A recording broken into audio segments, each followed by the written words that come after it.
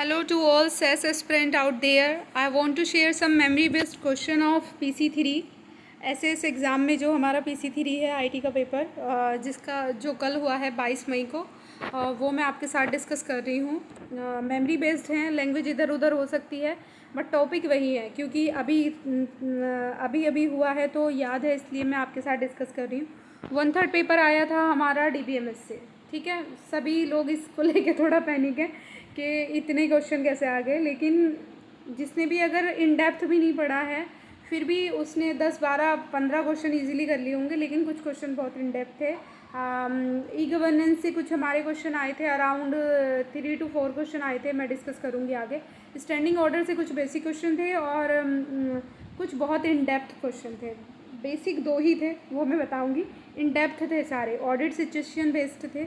जो लोग फील्ड में गए हैं उन्होंने इजीली हैंडल कर लिया होगा, उनको इजीली बना लिए होंगे, और जो मेरी तरह हैं जिन्होंने कभी फील्ड का मुंह नहीं देखा है तो उनके लिए थोड़ा टफ रहा होगा ऑफ कोर्स। और ये वाले दोनों पोर्शन से जितने भी क्वेश्चन थे वो ऑडिट सिचुएशन बेस्ड या फिर स्टेटमेंट बेस्ड थे, थोड़े टफ थे। आईटी एक्विजिशन से 2 क्वेश्चन थे, मैं डिस्कस करूँगी। आईटी एक्ट से 2-3 क्वेश्चन थे, वो भी हम डिस्कस करेंगे। थोड़े मिसलेनियस क्वेश्चन थे, ओएस से 1 क्वेश्चन था और नेटवर्क से 2-3 क्वेश्चन थे, पीआई से 2 क्वेश्चन थे, ठीक है। हम डिस्कस करते हैं टाइम वेस्ट ना करते हुए। तो पहले हम DBMS की बात करेंगे। तो पहले उन्होंने सबसे पहले क्या किया कि उन्होंने आपसे पूछ लिया DDL की फुल फॉर्म, तो आपने लैंग्वेज सबने पढ़ी होंगी, इजीली बता दिया होगा, डेटा डेफिनेशन लैंग्वेज। फिर एक उन्होंने 4th क्वेश्चन पे आइए पहले, फिर उन्होंने DML के बारे में पूछा कि कौन सी ऐसा लैंग्वेज कंपोनेंट है या लैंग्वेज है जो कि सिस्टम में एम्बेडेड रहती है। तो हमें सबको पता है DML है, डेटा मैनिपुलेशन लैंग्वेज है ना। फिर एक बेसिक क्वेश्चन था बिल्कुल प्राइमरी की का कि कौन सी की है जो कभी चेंज नहीं होती है, रेयरली चेंज होती है, तो हमें पता है प्राइमरी की। बट ये क्वेश्चन थोड़ा इसमें कुछ हो सकता है कि गलत हो गया हो। देखो 2 तो इसमें बिल्कुल एलिमिनेट हो जाएंगे ऑप्शन, फॉरेन की और सुपर की, क्योंकि फॉरेन की का तो मतलब ही वो है कि वो किसी मास्टर टेबल या पेरेंट टेबल को रेफ़र करती है, तो वो या तो डुप्लीकेट की भी ले लेती है या फिर नल की भी ले लेती है। तो इन्होंने बोला था शुड, लेकिन यहाँ पे इन्होंने रखा है शुड। और हम प्राइमरी की पढ़ते हैं तो हमेशा पढ़ते हैं कि वो कभी भी नेवर भी चेंज, नेवर भी नल, ऐसे पढ़ते हैं। बट यहाँ पे इन्होंने रखा था कि किस की का एट्रीब्यूट है जो आपको नल नहीं रखना चाहिए। मतलब आप रख सकते हैं, एक बार इनकी लैंग्वेज देखिए, लेकिन आपको रखना नहीं चाहिए। तो मैंने वो सोच के मैंने प्राइमरी की को भी एलिमिनेट कर दिया कि शुड क्यों कह रहे हैं, तो मैंने कैंडिडेट की लगा दिए। अब आप मुझे बताना कि आपने क्या किया और मैं गलत हूँ या सही हूँ, मुझे खुद नहीं पता है। क्योंकि देखो कुछ क्वेश्चन ऐसे होते हैं जो कहीं आपको लिखे लिखाए पढ़े पढ़ाई नहीं मिलते, आपको बनाने पड़ते हैं। तो ये मैं थोड़ा डाउट में हूँ अभी भी इसको लेकर, और मुझे लग रहा है मैंने ये गलत कर दिया है। प्राइमरी ही इसका ऑप्शन होना चाहिए। आगे देखते हैं। बाकी आया था जिसने भी सेस क्विज़र किया है, राही सर का जो MCQs का ऐप है, उसमें ये क्वेश्चन था, ठीक है। तो ये इजीली हो गया होगा। मतलब जो व्यू है हमारा 3 स्कीमा का जो आर्किटेक्चर है, उसमें बोलते हैं, बताते हैं कि जो हमारा व्यू है वो उसे हम क्या कहते हैं, तो उसे हम लॉजिकल कहते हैं या कॉन्सेप्चुअल व्यू कहते हैं। तो ये बन गया होगा हमारा। हायरार्कियल मॉडल पे हमारा क्वेश्चन आया था, tree like data base model कौन सा होता है, तो वो हमारा हायरार्कियल होता है। कंपोजिट की सीधे सीधे डेफिनेशन रखी थी वहाँ पे कि कौन सी की है जो 2 और मोर एट्रीब्यूट से बनती है, तो वो हमारी कंपोजिट की होती है। टप्पल को बोला था, टप्पल किसे कहते हैं, तो वो रिकॉर्ड क्यों कहते हैं, इजीली बता दिया होगा। ये थोड़े टफ थे इस पे क्वेश्चन, जितने भी थे इस पे 2-3 क्वेश्चन थे फॉरेन की से। मैं आपको बिल्कुल लेमन लैंग्वेज में बता दी क्योंकि मुझे इसकी प्रॉपर लैंग्वेज याद नहीं है, लेकिन इतनी थी। एक क्वेश्चन तो ऐसे था कि आपकी फॉरेन की करप्ट हो गई है, अब आप ये बताइए कि उसका कॉन्सिक्वेंसेस क्या होंगे, उसका क्या। तो उसमें मैंने जो ऑप्शन चूज़ किया था मैंने वो किया था क्योंकि मुझे मेरे दिमाग में एक चीज़ थी कि फॉरेन की बनती है, किसी पेरेंट टेबल को रेफ़र करती है, किसी मास्टर टेबल को रेफ़र करती है। तो उसमें एक ऑप्शन ऐसा था कि मास्टर की से वो लिंक नहीं कर पाएगी, तो मुझे लगा बिल्कुल ठीक है, नहीं कर पाएगी। आगे उन्होंने बोला कि फिर वो लिंक नहीं कर पाएगी तो हमें जो प्रॉब्लम आएगी डेटा फैच करने में, तो मुझे लगा ये भी चीज़ सही है, तो मैंने वही ऑप्शन टिक कर दिया।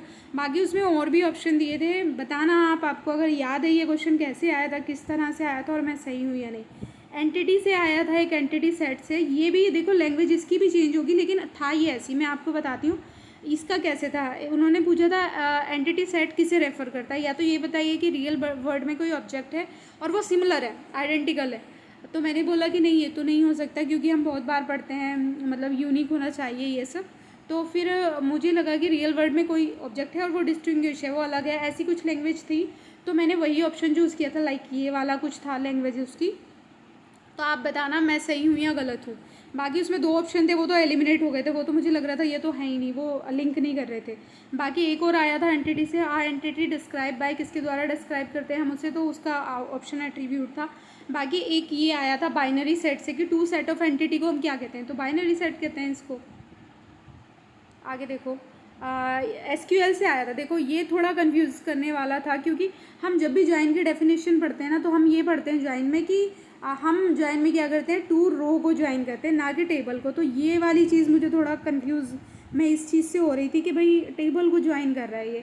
तो उसमें पूछा था कि एसक्यूएल में हमें 2 टेबल को बार बार ज्वाइन करना पड़ता है, तो हम उसे क्या बोलेंगे, हम उसे एब्स्ट्रक्शन बोलेंगे, समराइजेशन बोलेंगे। बट मैं वहाँ ज्वाइन कर दिया मैंने, और ये ऑप्शन मुझे मेरा सही हो गया। मैंने आके अलग अलग पढ़ी, डेफिनेशंस तो अलग अलग थी।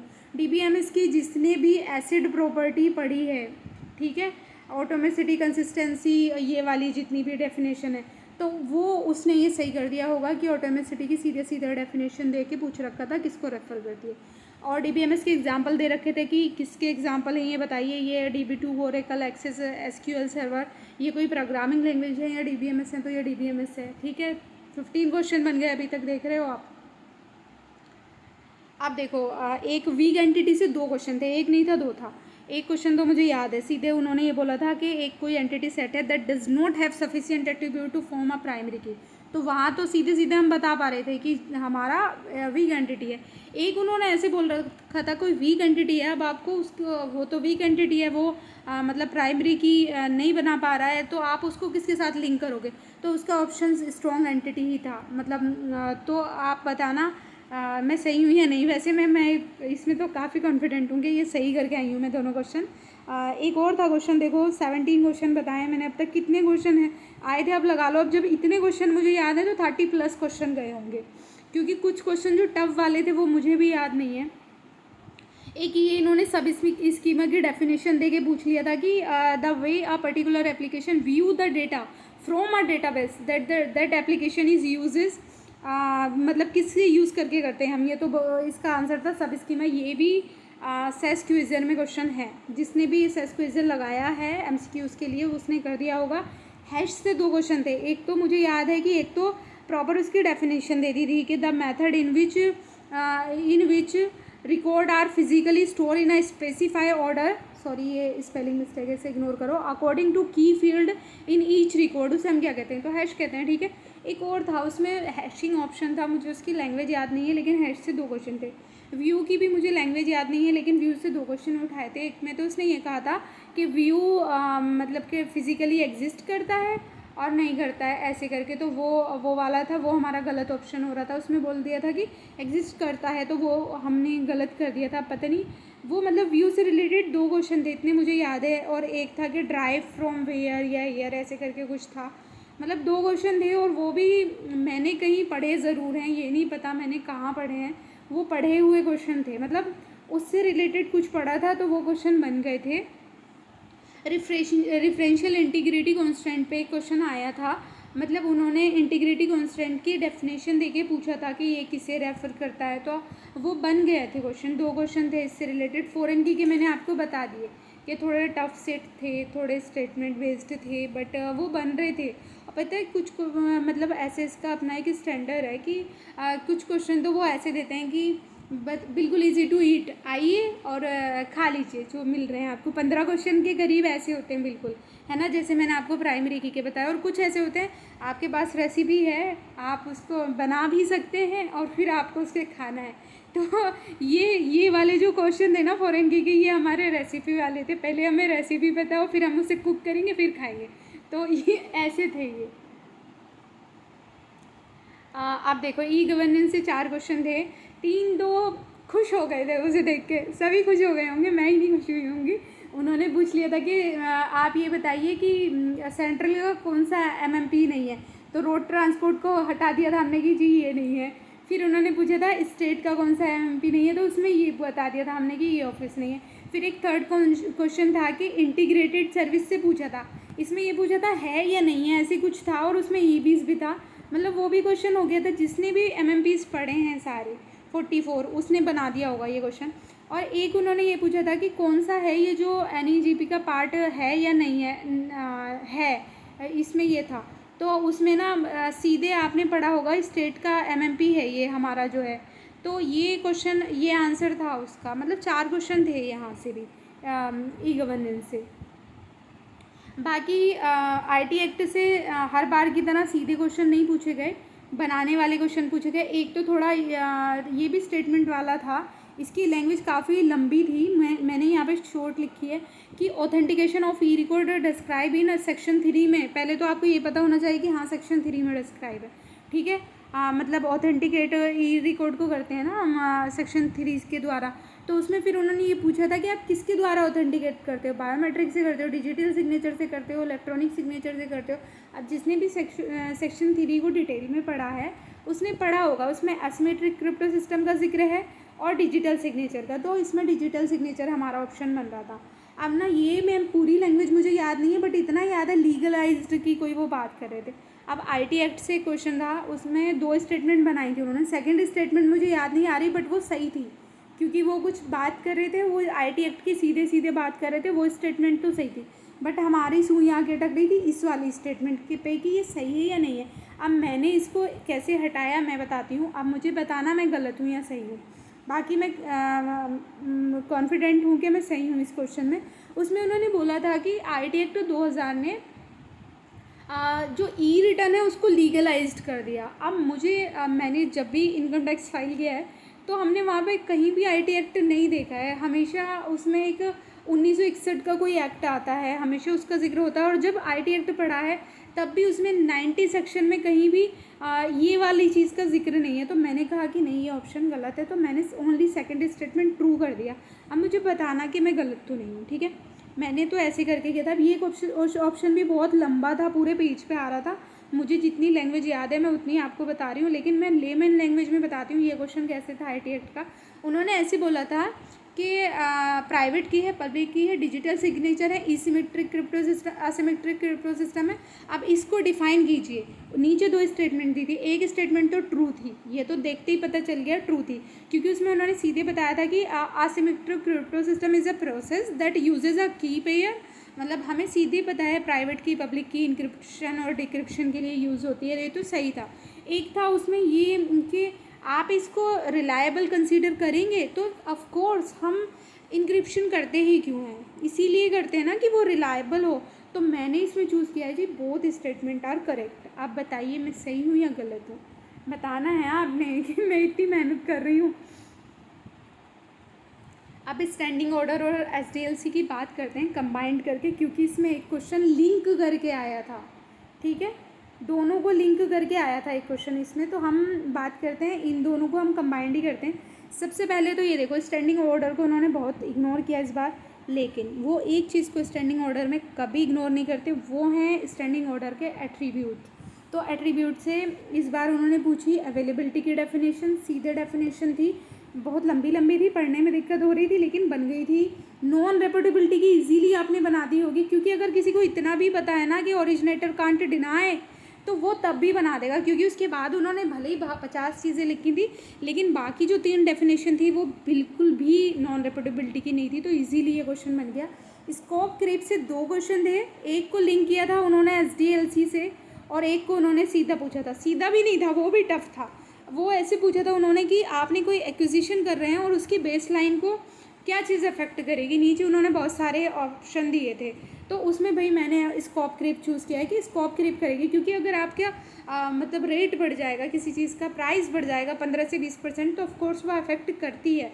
एक क्वेश्चन ऐसे था स्कोप क्रीप का कि आप स्कोप क्रीप को एसडीएलसी की कौन सी मतलब स्टेज पे टारगेट करोगे। अब पहली चीज़ तो हमें एसडीएलसी की स्टेजेस पता है, साथ के साथ है ना प्रोजेक्ट इनिशिएशन या feasibility, system design, detail design, implementation, post implementation, सारी स्टेज हमें पता ही है है ना, पोस्ट इम्प्लीमेंटेशन जो भी होती। अब उसमें 2 तो ऑप्शन हमारे इजीली एलिमिनेट हो गए थे, क्योंकि उसमें एक तो पोस्ट इम्प्लीमेंटेशन की बात कर रहा था और एक कोई और स्टेज थी, तो वो तो मैंने हटा दिया कि ये तो हमारी फेज़ है नहीं। अब आया जिक्र हमारा, एक रहेगी फिजिबिलिटी स्टेज और एक थी हमारी इम्प्लीमेंटेशन स्टेज।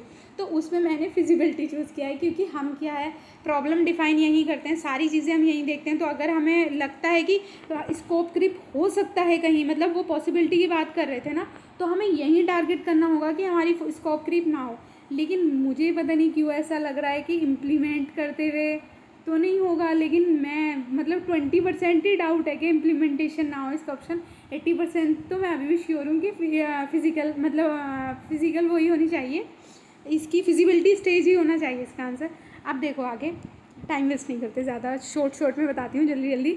इनपुट से थे मतलब स्टैंडिंग ऑर्डर में इनपुट कंट्रोल से क्वेश्चन था, मतलब कि रेंज चेक किस स्टेज में आप देखते हो। इतना इजी नहीं था लैंग्वेज लंबी थी, क्योंकि लैंग्वेज तो ये हमेशा लंबी रखते हैं कि हम थोड़ा डर जाए।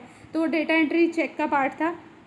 बाकी कहाँ से आए थे, हाँ कुछ सैम्पलिंग, कुछ स्टैंडिंग ऑर्डर को इन्होंने लिंक करके रखा था। जैसे देखो ये मैंने कहाँ से उठाया, पहले तो ये बताती हूँ मैं ऑडिट रिस्क कहाँ से उठाया। देखो एक क्वेश्चन ऐसे आया था कि आपने कुछ, आप कहीं ऑडिट करने गए हैं, ठीक है, आईटी ऑडिटर है, कहीं ऑडिट करने गया है और उसने पहले तो सिस्टम को मतलब समझ लिया पूरी तरह, अंडरस्टैंड के। अब आपका प्राइमरी टारगेट क्या होगा, तो मैंने उसमें चूज़ किया है कि हम पहले भाई जो पॉसिबल रिस्क फैक्टर हैं उनको आइडेंटिफाई करेंगे। तो मैंने उसमें मतलब ऑडिट रिस्क ऑप्शन चूज़ किया था। अब ये सब्सटेंसिव कंप्लायंस वेरिएबल टेस्टिंग ये वाली ये कहाँ आई थी, ऐसे आया था एक क्वेश्चन कि आपने कोई इंडिविजुअल एप्लीकेशन चेंज की है, ठीक है, अब आईटी ऑडिटर को भेजा गया है उसका टेस्ट करने के लिए, तो आप क्या चूज़ करोगे, आप compliance testing sorry compliance test choose करोगे, सब्सटेंसिव टेस्टिंग चूज़ करोगे। अब मुझे लगा सब्सटेंसिव टेस्टिंग में तो हम 2 ही करते हैं, एक तो एट्रीब्यूट सैम्पलिंग करते हैं या फिर हम डिटेल टेस्टिंग करते हैं। तो मुझे लगा कि यार एट्रीब्यूट तो यहाँ करेंगे नहीं। फिर एक था वेरिएबल, तो मैंने वहाँ वेरिएबल किया है। अब मुझे बताना कि वो सही है या नहीं, क्योंकि क्वेश्चन तो याद होंगे और मैं इतना बता रही हूँ, हिंट दे रही हूँ, तो याद आ ही रहे होंगे। SDLC को कैसे लिंक किया था स्कोप क्रिप से, वो मैंने बता दिया है। और क्या था, हाँ मतलब SDLC के ना क्वेश्चन थोड़े टफ लग रहे थे यार, मतलब वो सारे जो थे स्टेटमेंट बेस्ड थे और स्टैंडिंग ऑर्डर के ऑडिट सिचुएशन बेस्ड थे। तो ये दोनों के क्वेश्चन ने ना दिमाग को हिला के रख दिया था। बाकी सिया पे 2 क्वेश्चन आए थे, हमारी जो कॉन्फिडेंशियलिटी होती है, इंटीग्रिटी होती है, अवेलेबिलिटी होती है, उसका एक क्वेश्चन इजीली हमने कुक कर दिया था वो सीधे सीधे ऑप्शन से थोड़ा बन गया था, 1 मिनट लगा था बनाने में। एक क्वेश्चन थोड़ा टफ था, बट वो भी ऑप्शन से करके मैंने तो किया है, अब पता नहीं सही हो या गलत हो। मतलब सिया से 2 क्वेश्चन आए थे, ठीक है। आगे देखो, आगे क्या थे स्टैंडिंग ऑर्डर के हमारे क्वेश्चन, हाँ इतने ही याद है मुझे, क्योंकि सारे लॉन्ग लॉन्ग थे भाई। किसी को अगर प्लीज़ अगर किसी को स्टैंडिंग ऑर्डर और स्पेशली स्टैंडिंग ऑर्डर और STLC के क्वेश्चन याद हैं तो वो कमेंट में मुझे ज़रूर बताना।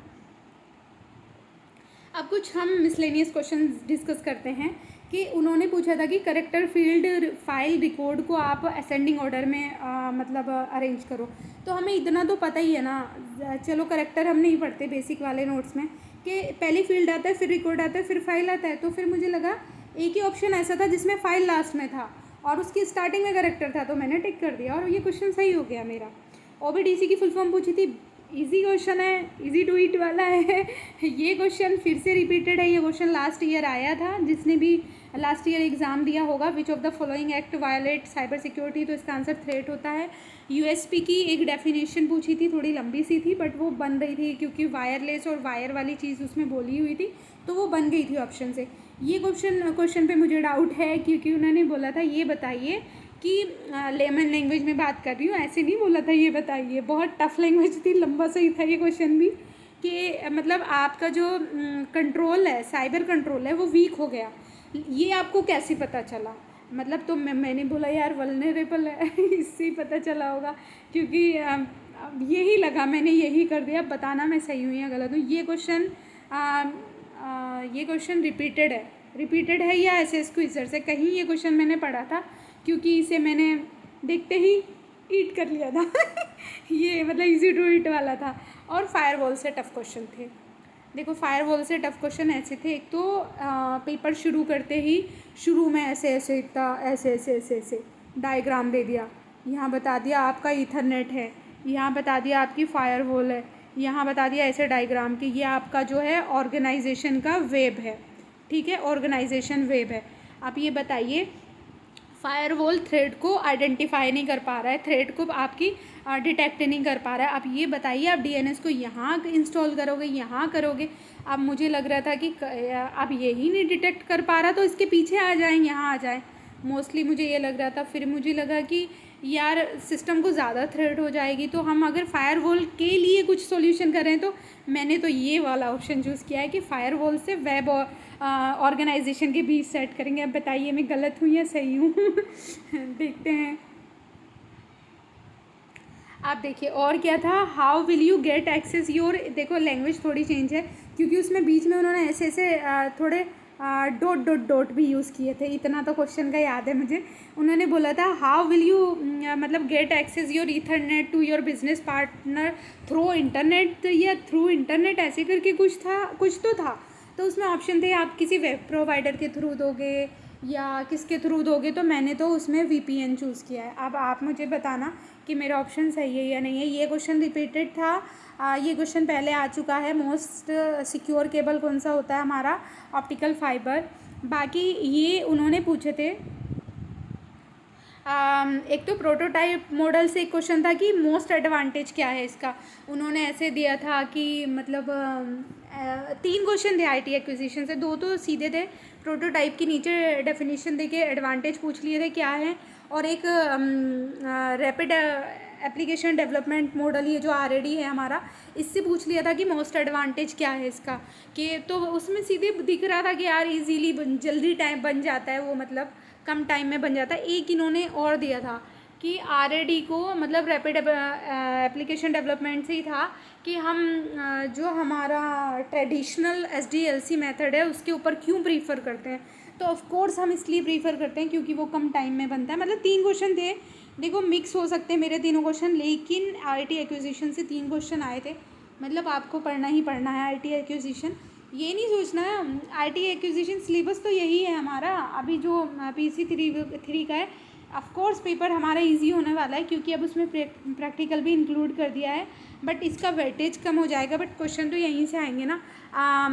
ये हमारे थे PII से 2 क्वेश्चन थे, दोनों ऑप्शन से स्टेटमेंट वाले क्वेश्चन थे, ऑप्शन से ही बनेंगे। मतलब एक में सिक्योर करने का तरीका बता रहे थे, आपकी जो पर्सनल आइडेंटिटी वाली जो ये होती है, जिसने भी की होगी SPDI और PII सब ने किया होगा, जिसने भी IT रूल पढ़ा है उसके बाद कई चैप्टर है। लेन की एक डेफिनेशन थी, मतलब लेन उसका ऑप्शन में था, डेफिनेशन ऊपर दी हुई थी, नीचे पूछ रहे थे कि क्या है, मतलब थोड़ा घुमा के दी थी, बट पता चल रहा था कि लेन की बात कर रहे हैं। एक क्वेश्चन ये था, हाँ OS का इकलौता क्वेश्चन था ये, OS से एक ही क्वेश्चन आया था, जबकि OS से वो पूछते नहीं थे, लास्ट टाइम से पूछना शुरू किया है कि आप कोई एक्विजिशन एप्लीकेशन सॉफ्टवेयर की एक्विजिशन कर रहे हो तो आप उसमें क्या प्रीफर करोगे। आप उसमें एक तो कोई अथॉरिटी दी हुई थी कि आप उनसे मतलब पूछेंगे, उनसे डिस्कस करेंगे, या फिर जो आपका प्रोडक्ट है आपकी ऑर्गेनाइजेशन का वो करंट हार्डवेयर के साथ और प्लांट OS के साथ कंपेटिबल है, या वो लेटेस्ट एंड अपडेट होना चाहिए। तो मैंने ये ऑप्शन चूज़ किया है। अब मुझे बताना मैं सही हूँ या नहीं हूँ। इतने ही क्वेश्चन हमारे मुझे याद हैं, और आई थिंक ये 50 के करीब मुझे क्वेश्चन याद ही हैं, 50 के करीब ही बन गए होंगे, देख लेना कितने बन रहे हैं। तो जिसको भी ठीक लगे बताना, ठीक लगे। मेहनत की है मैंने, काफ़ी मेहनत अपने लिए की है, मतलब क्योंकि मुझे कल से लग रहा था कि मुझे कल से लग रहा था कि पता नहीं कैसा हुआ है। मुझे भी लग रहा था कि क्योंकि एक था ना कि इतनी तैयारी की थी, ऐसे स्क्विज़र को ही 5-6 बार लगा दिया था, बार बार रिपीट कर करके, तो लग रहा था कि पेपर को उड़ा देंगे, ये कर देंगे, और मतलब एग्ज़ाम देने के बाद ऐसा हो गया कि अरे यार क्या हुआ ये क्योंकि बनाने पड़े, कुकिंग वाले क्वेश्चन ज़्यादा थे ना, तो इसलिए थोड़ा डिसअपॉइंट तो मैं भी हो गई थी इनिशियली। बट देखो आपको भी याद आ रहे होंगे और आपको भी अब लगेगा कि हाँ नहीं, क्वाइट कॉन्फिडेंट तो हो ही जाओगे, लेकिन फिर भी ये नहीं है रिज़ल्ट का वेट करें और कुछ ना पढ़ें, पढ़ना है एटलीस्ट। वो वाले तो 3 पेपर हमें पढ़ने शुरू कर देने चाहिए, मैं उनकी वीडियो ज़रूर पोस्ट करूँगी, जो कि हमारे तीनों पीसी ऐड हो रहे हैं जिनकी वो नहीं, हमें एग्जेम्पशन नहीं दी हुई है, मतलब